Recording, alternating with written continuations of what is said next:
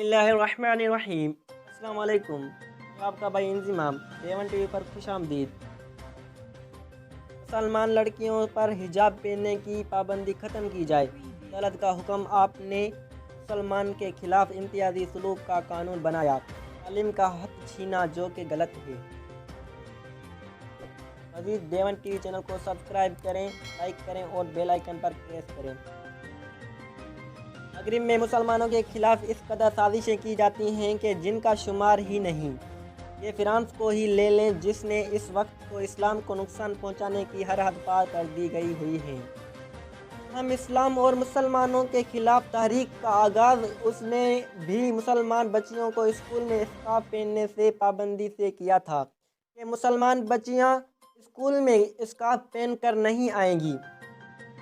इस वक्त तो उसने रेडिकल इस्लाम के नाम से ऐसा मुतनाज़ा कानून बना दिया हुआ है कि फ्रांस में रहने वाले मलीन मुसलमान को भी सांस लेना तक मुश्किल हो गया है और उनकी बुनियादी इंसानी हुकूक भी सलब कर लिए गए हैं।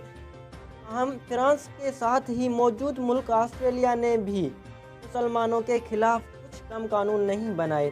2019 में उन्होंने भी मुसलमान बच्चियों को स्कूल में स्कार्फ पहन कर आने से मना किया और पाबंदी का कानून बना दिया था। इस कानून को चैलेंज करते हुए 2 बच्चियों के वालिदीन अदालत में चले गए, जहां अब तक केस चलता रहा और अब इस केस का फैसला अदालत ने अपनी हुकूमत के खिलाफ देते हुए मुसलमानों के हक में दे दिया।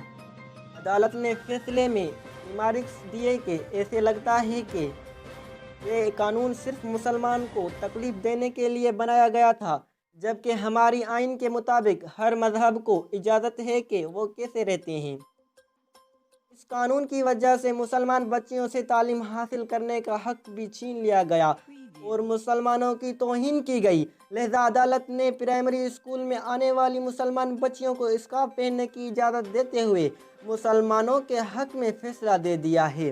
अदालत ने हुकूमत से ये भी इस्तफ़ा किया कि सिख के बच्चे भी अपना सर ढांपते हैं, इनकी वजह से तो आपको कोई मसला पेश नहीं आता, तो फिर मुसलमान बच्चियों के सर ढांपने से आपको क्या तकलीफ होती है।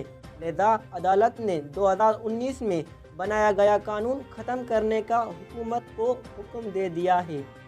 मज़ीद देवन टीवी चैनल को सब्सक्राइब करें, लाइक करें और बेल आइकन पर प्रेस करें।